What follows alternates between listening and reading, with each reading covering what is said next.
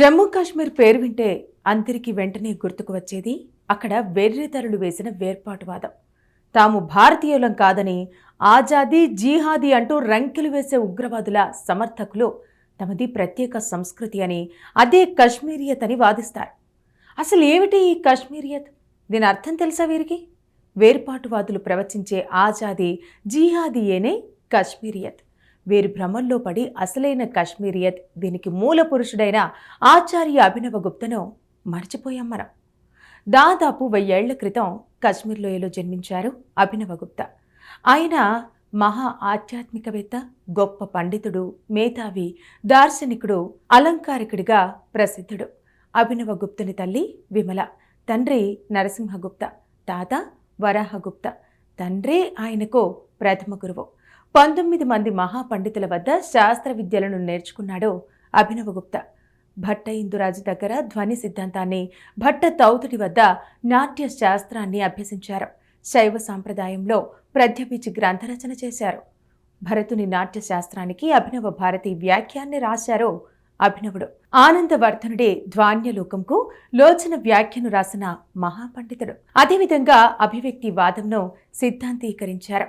శైవ అద్వైతంలో ఉన్న ఆనందవాదం భూమికను అభినవగుప్తుడు రసం అంటే ఏమిటి అన్నది చర్చించారు.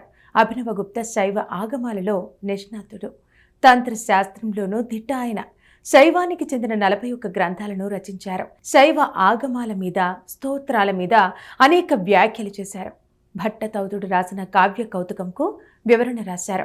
అభినవగుప్త ఇతర రచనల్లో తంత్రసార, బోధ పంచదశిక, బోధార్థకారక, అనుభవ నివేదన, అనుభవాష్టక, క్రమస్తోత్ర భైరవాష్టకం, దేహస్థిత దేవతా చక్రస్తోత్ర, పరమార్థ వాదసీక, మహోపదేశ విశంతిక, శివశక్త్యా వినాశ స్తోత్రాలు, ఈశార్వ ప్రజ్ఞపిచిన విమర్శన, వృత్తి విమర్శని తదితర గ్రంథాలున్నాయి. అనేక వేదాంత గ్రంథాలు కూడా రచించారు. అభినవగుప్త కాశ్మీరంలో తన రచనలతో పాటు శైవతత్వాన్ని విశేషంగా ప్రచారం చేశారు. ఆధ్యాత్మిక సాధనకు కులం, లింగభేదాలు లేవని చాటి చెప్పారు. దైవారాధనకు సన్యాసమే మార్గమని భావించటం సరికాదని, సంసార జీవితంలోనూ ఆధ్యాత్మిక మార్గాన్ని అవలంబించవచ్చని చెప్పిన అభినవగుప్త ఆ రోజుల్లో భైరవనాథ శివునిగా గుర్తింపు పొందారు. ఆయన ప్రబోధించిన కశ్మీరీ శైవం కొత్త పుంతలు తొక్కింది. అభినవగుప్త ఆజన్మ బ్రహ్మచారిగానే ఉండిపోయారు. 35 ఏళ్లు సకల శాస్త్రాల అధ్యయనం చేస్తూ దేశాటనం చేశారు. అభినవగుప్తకు ముమ్మట, క్షేమేంద్ర తదితర శిష్యులున్నారు. వీరితో అభినవగుప్తాచార్య పరంపర అభివృద్ధి చెందింది. కాలక్రమంలో విదేశీ దాడులతో కశ్మీరం అనేక మార్పులకు లోనైంది.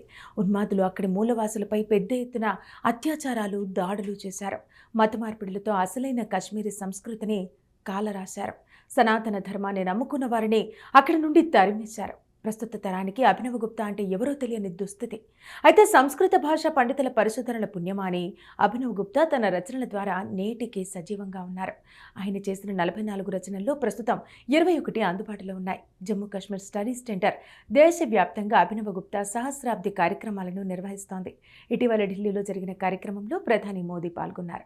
ప్రస్తుతం కాశ్మీర్లో ఉన్న ప్రత్యేక పరిస్థితుల్లో అభినవగుప్త మార్గాన్ని మరోసారి ఆవిష్కరించాల్సిన అవసరం ఎంతైనా ఉంది.